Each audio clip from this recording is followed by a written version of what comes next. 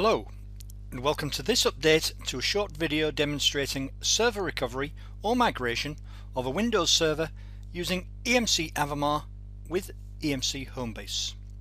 The process will use HomeBase version 6.4 and Avamar version 5, but it translates seamlessly to HomeBase version 6.5, the latest GA, and Avamar 6. Let's take a quick look at our customized production server. It has two simple running applications, some disk partitions and file systems, some additional users and groups, and a vivid pink desktop. We also have a file called danger.bat on the desktop, which we shall use later to create our local disaster. Turning to our HomeBase server, let's select the Agents button and view the previous profiling history of our production server HB AGT prod. Under normal operation, it would be expected that a production server would be profiled on a daily basis as a precursor to the backup. Here we see just a demo selection. Selecting the latest profile, we may view the profile by clicking View Profile to get a high-level view, or for significantly more detail we may select Profile Report. Let's generate a standard report based on the selected profile. The report will provide all information required in order to provision suitable resources in a DR situation, as well as giving a detailed overview of the server build at any time.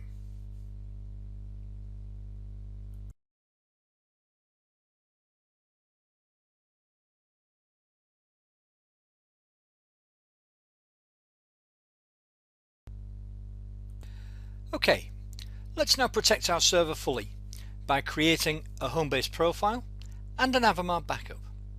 Please note that whilst this is a demo, we shall be creating each individually and manually. In production, these would be combined as a single transparent activity initiated by the Avamar scheduler. So let's run a HomeBase profile of the production server from the HomeBase server GUI. During this profiling run, we can see that we are collecting information,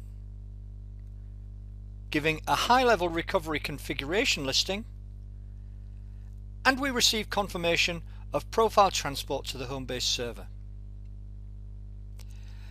And here we see our new profile indicating its recoverability status with the Recover Profile button available.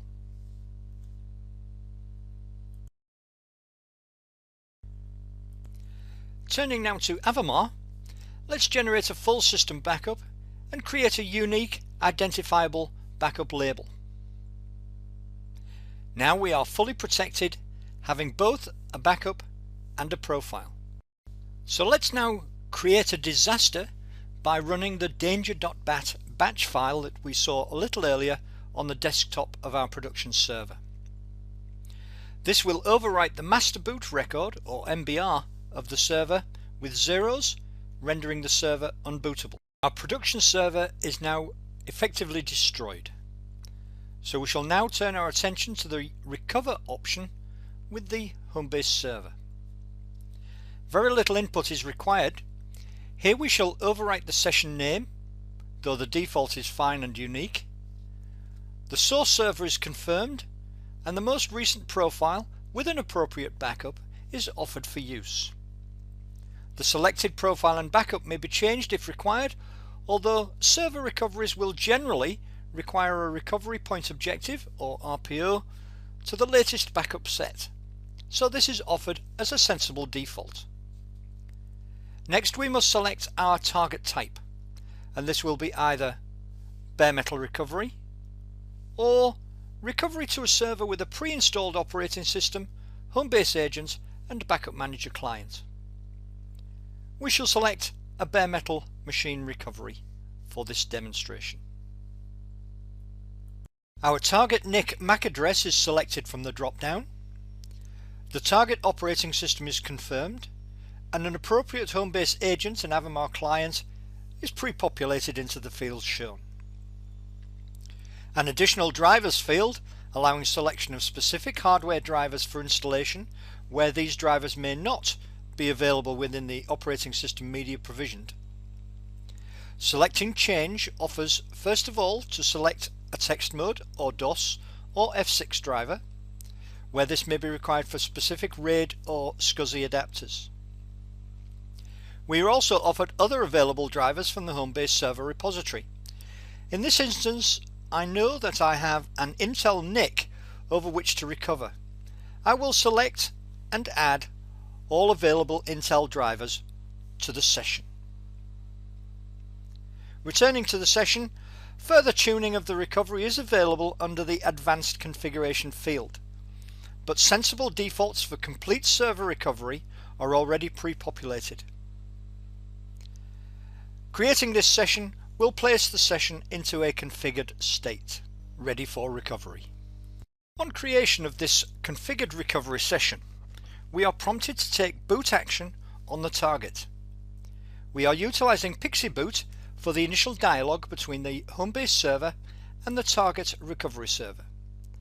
So let's open a console on the target and restart it. The VM will automatically boot in Pixie mode.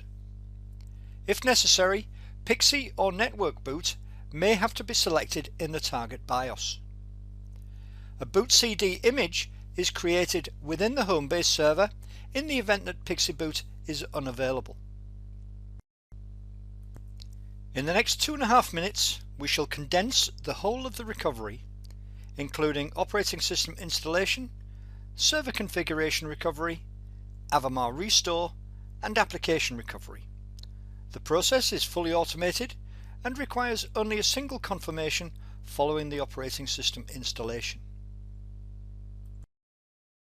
Once the dialog between the HomeBase server and the target server has been established, all significant activity may be monitored at the HomeBase server GUI. This allows the console of the target to be dismissed and moreover allows multiple concurrent recoveries to be conducted and monitored. For now, we'll leave our console open, just to complete the picture during this phase of the recovery. Following the installation of the operating system, we see that the automated installation of the HomeBase agents and the Avamar client are complete, and that the status of our recovery changes to Deployed OS.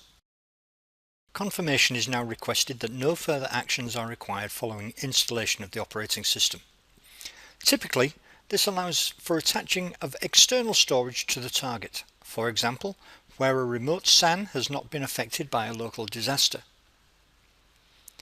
We'll confirm and click Continue, and from this point all further recovery activity on the target will be fully automated. First, the base profile component will be recovered to restore the operating system configuration attributes, users, groups, storage, networking, tuning, etc. to the fresh, clean operating system just installed. A restore of the backup specified in the recovery session is automatically initiated under HomeBase control, employing a unique exclusion list policy to ensure that there is no driver or configuration contention between the source and the target servers.